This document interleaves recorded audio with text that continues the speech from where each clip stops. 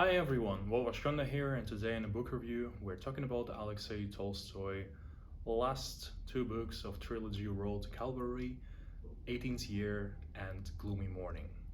I've already made the review for the first book called Sisters, you can see here. And I feel like it is important to mention that these three books are written in quite different periods and time, episodes, situations for Alexei Tolstoy. Whereas Sisters were written in the times when the revolution has been happening from 1918 until 1922, and it really felt like, him as a person, one of the members of the sort of higher class, the intelligentsias, it used to be named. He was, I think, in France, basically far away from all the events that has been happening that he's been describing in his book, and the whole book Sisters was feeling rather nostalgic. So the plot was mainly focused not necessarily on the things that has been happening within Russia, as the other two books has been much more involved about that, because clearly the other two books were much more about the revolution and the politics rather than the lives of our main characters, which of course, because they're main characters, there has been, of course, having a great amount of time was spent on development of their lives and the description of their events that it has been through. However, the first book would rather having this interesting atmosphere that we all presented with rather phlegmatic higher class of merchants and just other wealthy people, like the husband of Ekaterina, one of the characters, who used to be a lawyer, actually her that husband, as we already learned by the end of the first book. Yeah, they have different problems. So if I would try to separate the three books in quick overview of what I think they can be summarized really fast, I would say that Sisters is much more about story of two sisters coming from the province into the higher life and all the affairs and feelings and love and all the other situation that has been happening with the background of phlegmatic intelligentsia and the slowly starting revolution, while 18th Year is much more of a decision-making process on which side are you, either you're white or red, whether you was imperialists or you was communists and other regular people. And partially, just because of certain events, it also looked like a spy drama because of the family history in Telegin's family between Daria and Ivan. And the last book, Gloomy Morning, goes even further in politics, and there were big chunks of chapters where a lot of time is spent on us focusing on Denikin, on us looking at how other, for example, leaders on the red side, they were considering their further ways on how they should continue moving. And this is another piece that I feel like is important in the way that Alexei Tolstoy decided to present these stories, is that the story of Bolsheviks and communists, those who were fighting in the Right Army, was usually presented from the standpoint of lower rank officers. Like, for example, Ivan Telegin, he has been a Red Army officer, and mainly we learn about certain operations whenever it actually directly connects to him. Whereas when we read about what is happening in White Army on the other side, we actually have big chunks of information that's surrounding Denikin and their internal affairs with Kolchak and some other people, and this has been presented as if it's coming from a much higher point, So if our main characters are really in a lower level of hierarchy, it makes us sort of connect with them better, because, well, we usually much more involved into their history, into their situation and the events that are happening with them. We much more considering what is happening to Ivan, Vadim, Ekaterina and Daria, Rather than we look on the other side that Denikin and his other generals and officers of a higher ranks are planning all these different attacks in order to take over power and become a new power, because we slowly seen as it coming from when Lavrov Kornilov, the initial main commander of the White Army, dying, and he basically passing his reins to Denikin, that they initially were talking about continuing the power despite the emperor's death, and that they still need to bring the order to the country, to mainly much more things coming to more politics, that they much more welcome by the West, that being backed by the West, that they are here to seize the power, not necessarily think about the people. So they, not in that caricaturistic way, but they were presented as more villains. You however don't really feel like this. When I was reading the book, I didn't consider them to be any worse or better than the Red Army. I was really interested in how this politics actually been described by Alexei Tolstoy, and clearly this is not a historic book. It is historic novel, so it is something that was based on real history, but clearly it is a fiction, so of course we shouldn't take everything for granted what we read in here. However, that allowed me to go and learn a bit more about what has been happening in White Army, so I would highly recommend, after reading the book, go and check some facts and just to get some more context about the events that has been happening. So I don't really feel like going too much into details of the plot. I feel like it's way better for everyone to just go and check the books yourself and make your own ideas of how the book was written. I would personally just say that I still like the style that Alexei Tolstoy writes, and despite the genre sort of being admittedly changed a little bit more towards the social realism, as it has been called, and pretty much this is the genre in literature and other arts, where it was sort of a kind of a positive propaganda towards the Soviet, not Union, but just Soviet people, and all the ideology and all the great things that Soviet people initially were meant to believe into. So for the bright future, for the all over equality, the justice, that nobody could be oppressed by anybody else, and all these ideals of socialism were recreated also in this book. And especially you can sense that at the very last chapter of Gloomy Morning, which is the very last book, where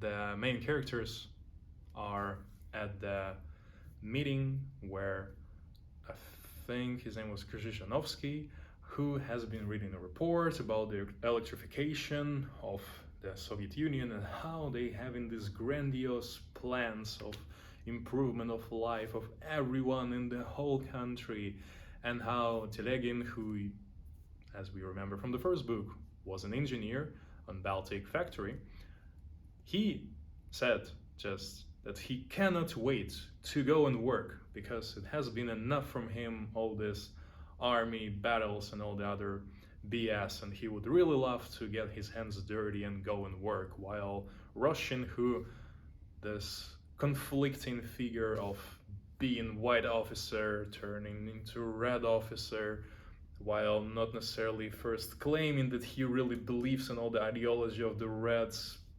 however, it actually him saying at the very end that finally we can build a society where nobody can be oppressed by anybody.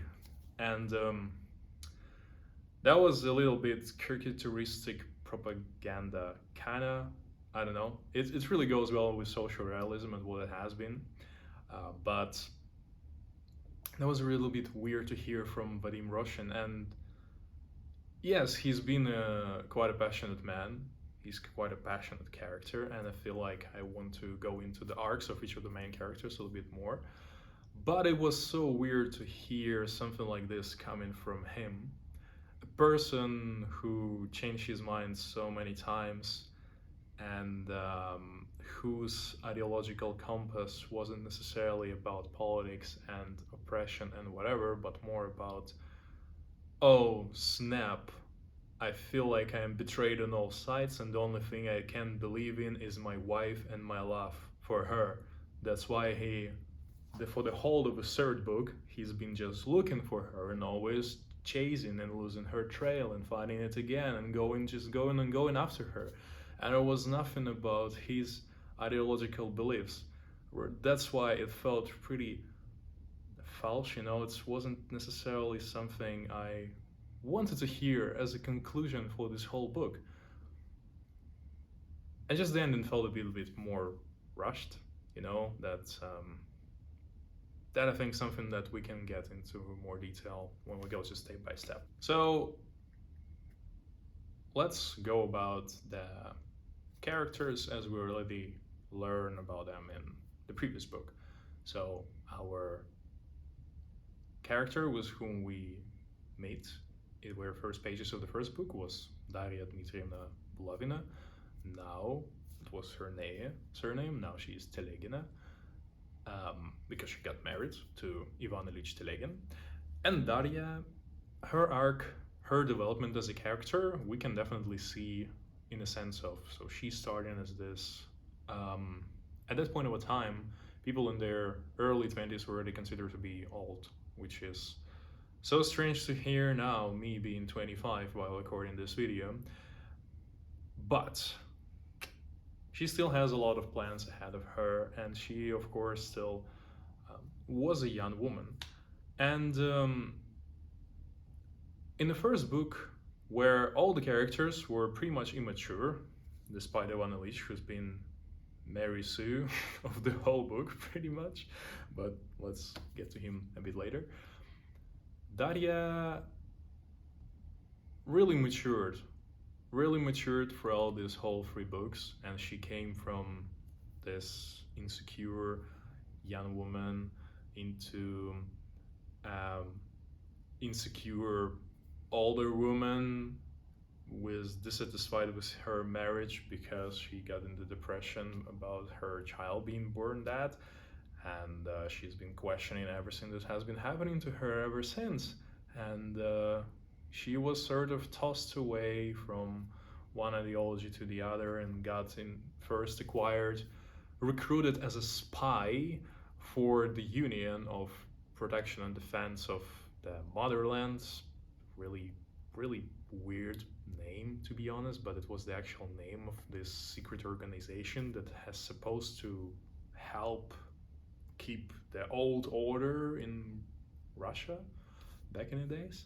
So she got recruited as a spy, which she ended up not liking after certain events, and after going to see her father, who himself has been now recruited and super prominent white deputy, she got disappointed with that all as well, after his father, because of the ideological reasons, ordered to catch and kill her husband, Ivan Ilyich.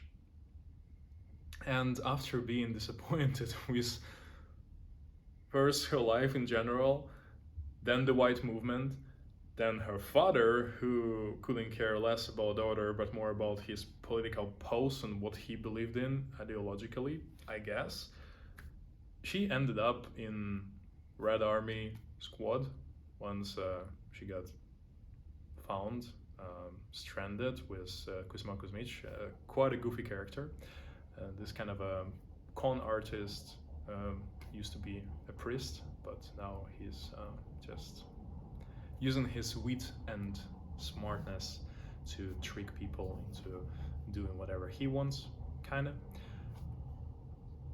So they got found by the Red Squad, and because somebody recognized her as wife of Ivan Ilyich Telegin, they get to leave and weren't considered to be spies. Well, technically, or irony, she used to be a white spy, but not anymore. So,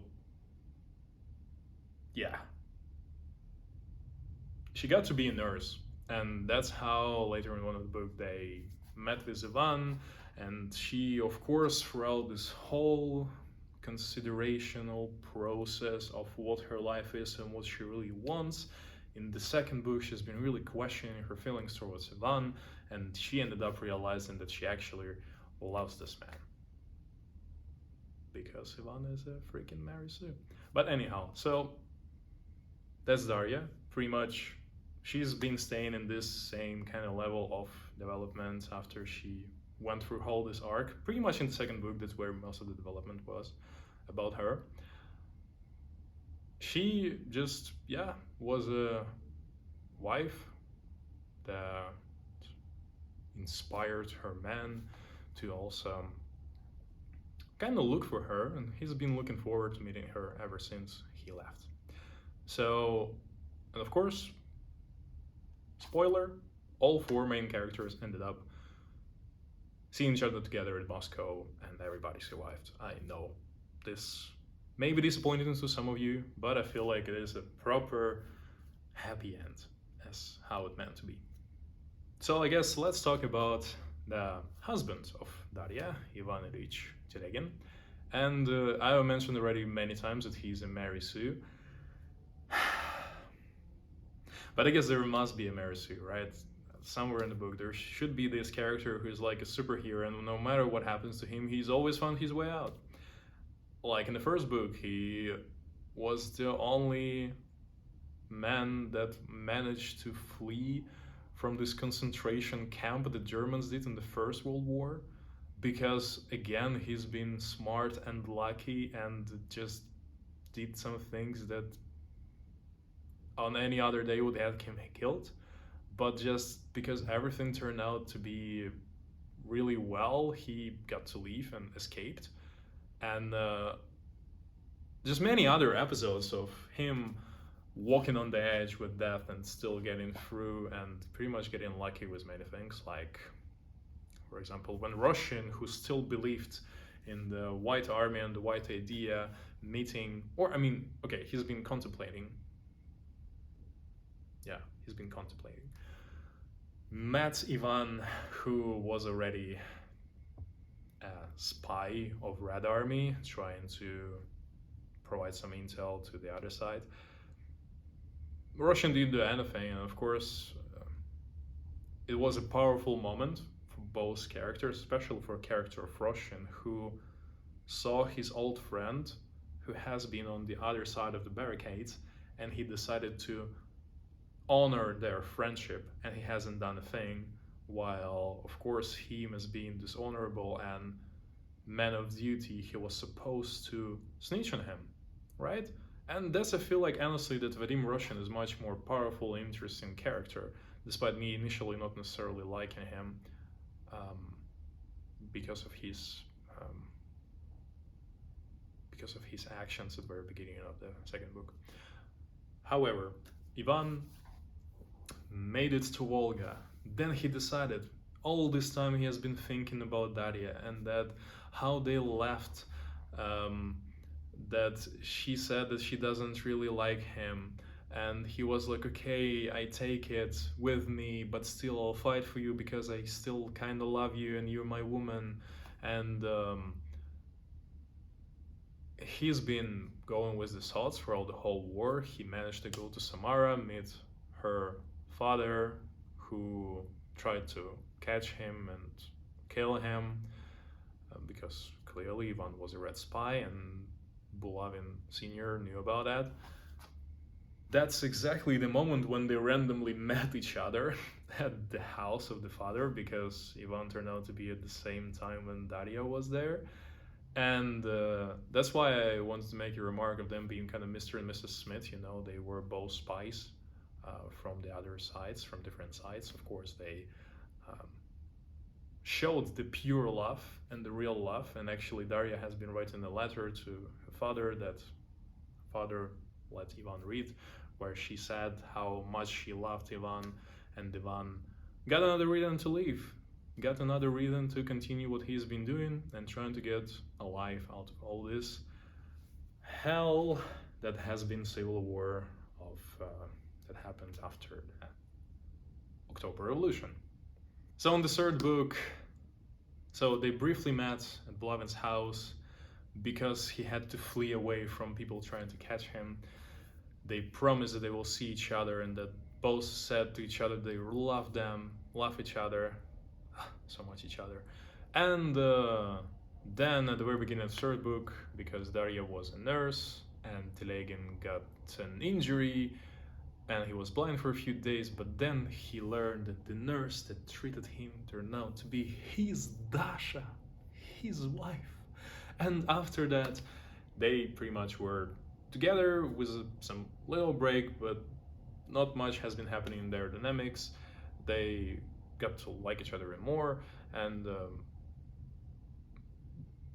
happy end. Ivan, as a character, did he develop? Maybe I missed something, but I felt like he has always been Ivan Ilyich Telegin, this nice, honest dude, just a simple man who wants just to be with the love of his life, and he didn't have any other second thoughts of any other women or any other ideas. And despite this weird moment of her telling him that she doesn't like him, he still loved her and tried to see her. And then there was this super sentimental moment of him carrying these two statuettes of a dog and a cat that he found and that Daria really liked when they saw each other, and he's been carrying these two statuettes ever since, until they finally met again in Moscow.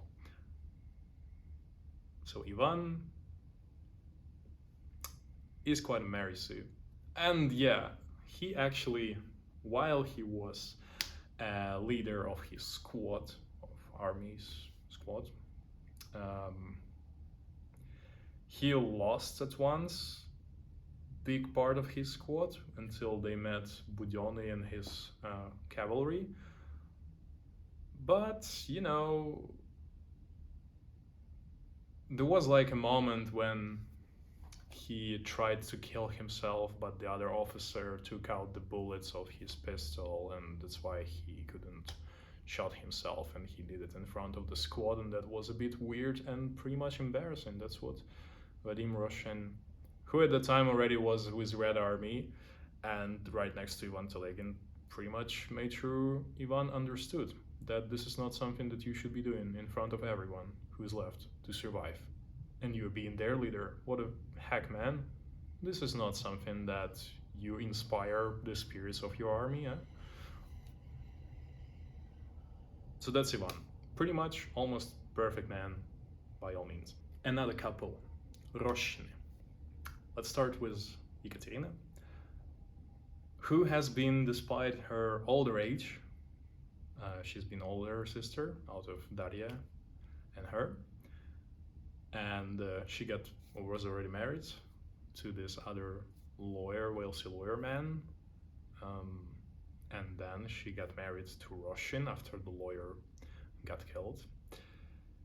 So at first I really didn't like her as a character, let's put it this way. She felt to me super superficial. She was this victim of her feelings, and that she cannot understand her feelings and doesn't understand her place in life and doesn't know what she wants to do, what her destiny will be. And he felt that her whole life is for her to be just tossed away from one man to another, looking for people to taking care of her, and she's just being this pretty pet, like a little puppy or a kitten that just there and people having fun with it.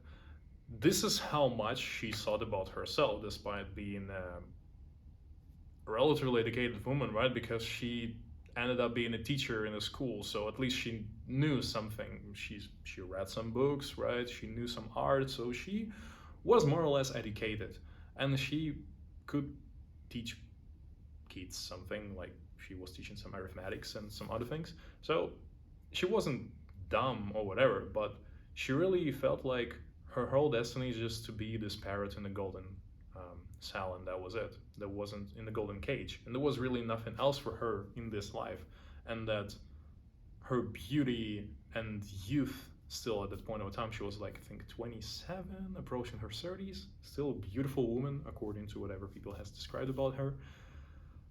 But fully lost in her purpose in life and whatever she's there doing. And her whole arc was pretty much more presented in the third book, right? So in the second book, she learned that Roshchin got killed, which turned out to be a false news. And she decided to go back first to Ekaterina's love and then move to her father's house again because, well, she got nowhere to go. Daria is somewhere. Father is in Samara, so clearly she at least could go back to father because it just makes sense. So on her way to Ekaterina's love, the train she was going at got robbed by the Cossacks of Makhno and his squad and one of the squads, and that's how she got captive. And they may have done some bad things to her. It was sort of infuriated, and she made a moniker for Makhno himself, for Nestor Ivanovich, the great leader of Makhno army on all the anarchists, another movement in the left. And because there was this dude, Alexei Krasilnikov, who knew Roshchin because his brother Semyon was together with Roshchin in an army, and then the wife of Semyon,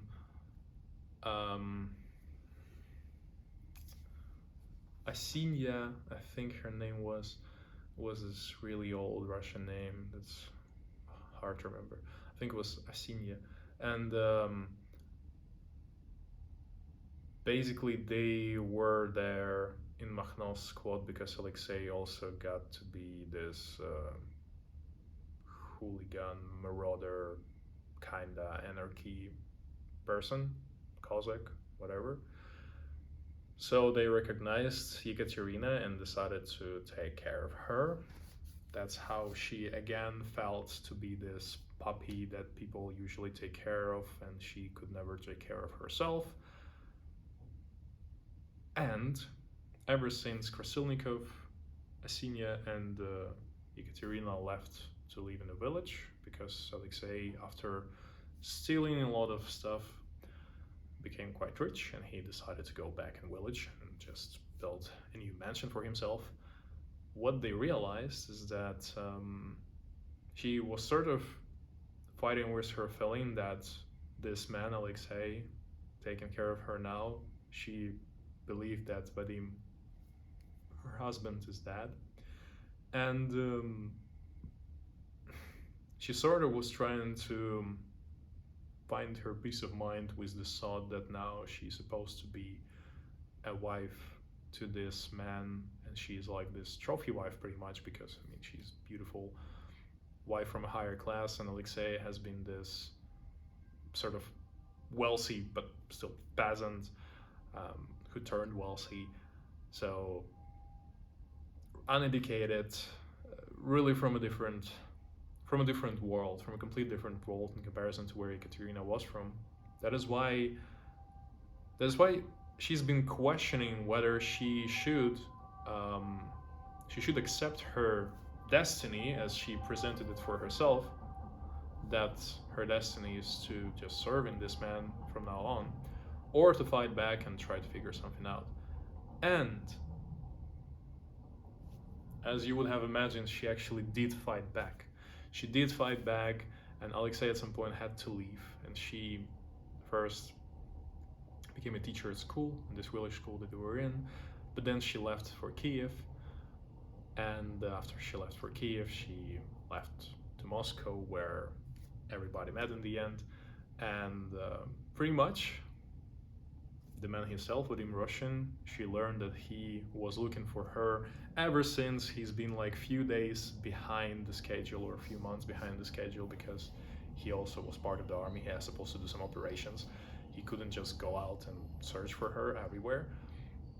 But they ended up meeting in Moscow, where he came there and was telling some stories from army about other people's relatives, and that's where she met him, and they were happily ever after, sort of.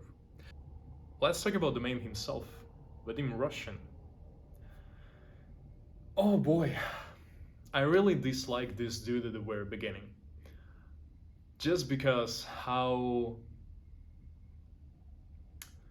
short-sighted he was, and completely not open-minded, and that he put his honor and duty higher above everything. He pretty much, despite first taking care of his wife now, Ekaterina, who initially took care of him, as we learned at the end of the first book, because he got injury and wound, and he's been visiting their house all the time, and she's been, of course, more in a different sense, been trying to heal his more like mental soul wounds, but still, he left everything he still had, which wasn't much, and he pretty much, because of his beliefs, went back to army. He volunteered to participate in the white movement, and he was ready to do whatever it takes, like, because he missed the day when the volunteer white army left the Rostov, he joined Red Army instead, so that whenever there will be a first confrontation with the white army, he could betray the Red Army squad he was with and pretend to just be wounded or whatever, join the white army, which he pretty much successfully did, and he wasn't trusted on both sides. So because of this move, he wasn't trusted by Reds, clearly, because he was a white officer. He wasn't trusted by Whites, clearly, because they found him in the Red Squad initially, and nobody knew that he, well, being a spy or whatever, nobody really trusted his story. He still fought for White Army for quite a while, until he started to realize that the only thing that actually mattered in his life was the very last person that was close to him, and that was his wife. And he's been looking for all these terrible things happening at war, with the things happening to the people he liked, and how they changed, and how he was starting to change, and he really detested everything he's seen. And then he decided to leave White Army. He went on holiday, sort of something like this.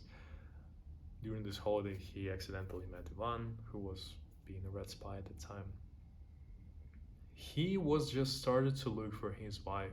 He went to Rostov, where they said that she already left for Yekaterinoslav, and then he went there, and then he learned that then she was with Makhno, and then he went straight to Makhno, which was not just Red Army leader, but he was an anarchist leader, and they were just insanely cruel people. At least that's what Alexei Tolstoy has described, that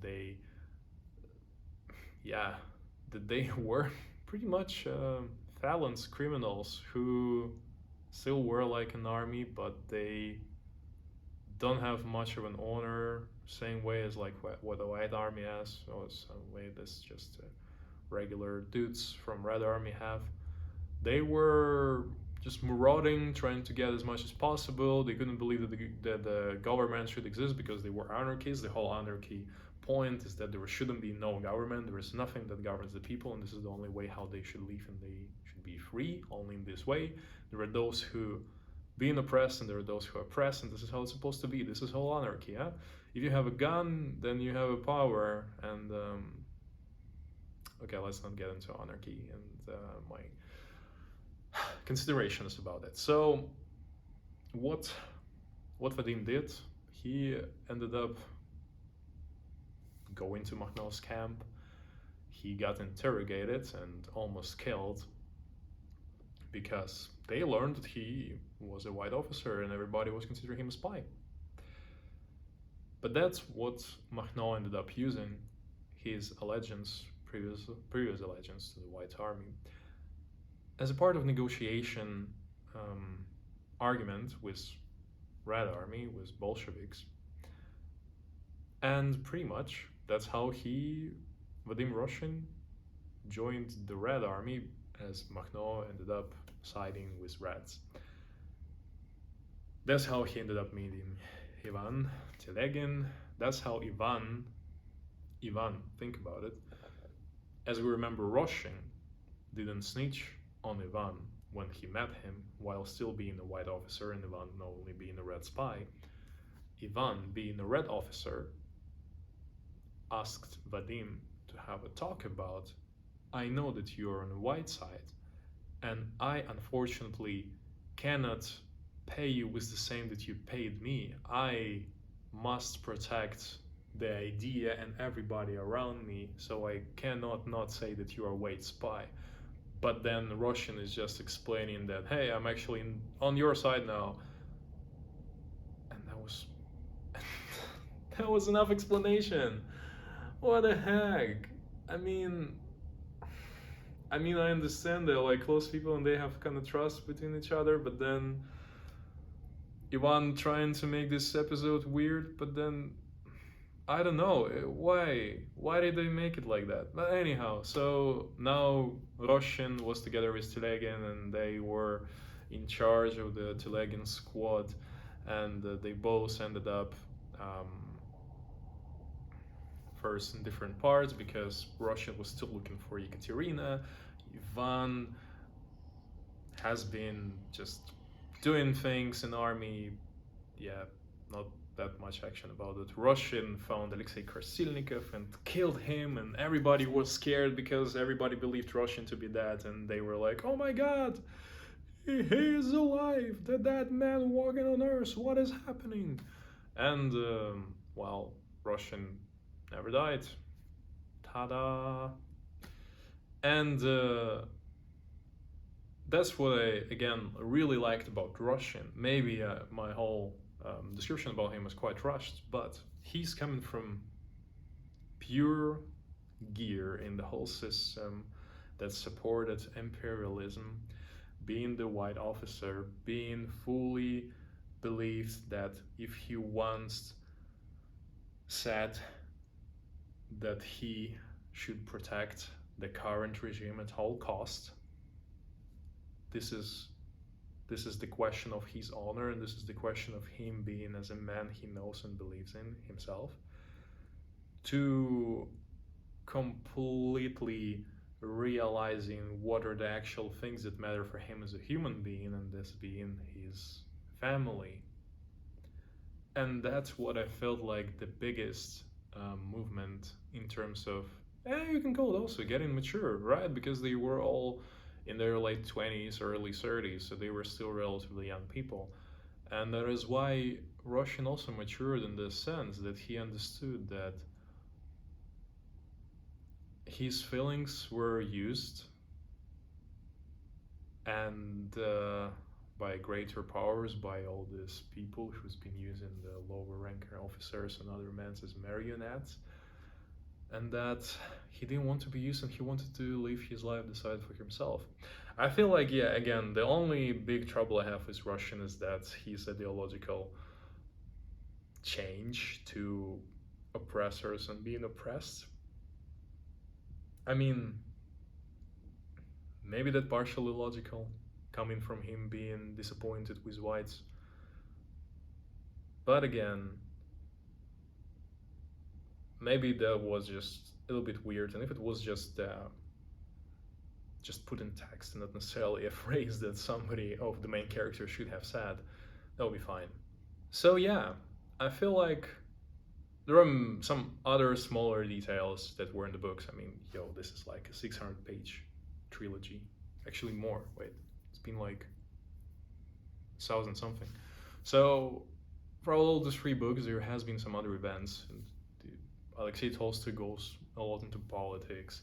He is, of course, using the real names of the real people that has been participating, all the leaders of both movements, and even the movements of anarchists like Markno, movements of some anarchists that not like Markno, but Maman Solodov, I think that was his name, who was the leader of anarchists in Moscow, where Daria was a spy and joined their club.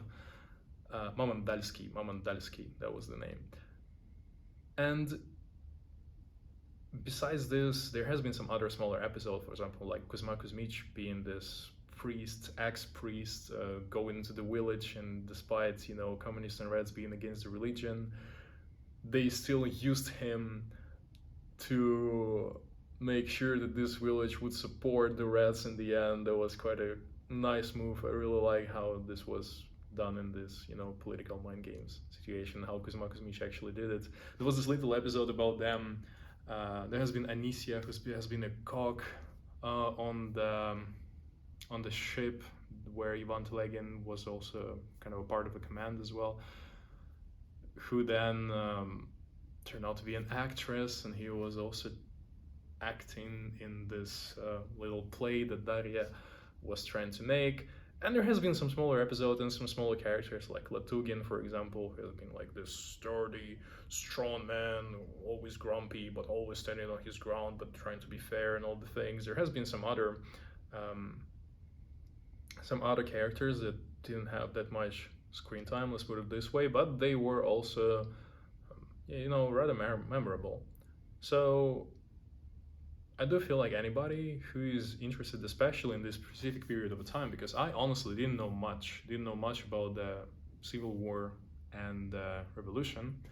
That is why for me it was super entertaining to learn about it in this specific sense, and not necessarily reading the crude, raw facts, but rather reading about the context about it in a more entertaining way. And as I said, this book is much more warmer towards the communists and the Reds and Bolsheviks, while we know in history and in the real life, the things are always not as positive, not they were meant to be, and of course there are much more nuances and different things. So of course you shouldn't always take this as a actual factual book, because again, it is a fiction. But anyhow, it was an enjoyable read, and I hope you all will also enjoy checking it out. And it was my pleasure describing you this book. Like, comment, subscribe, and I'll see you next time.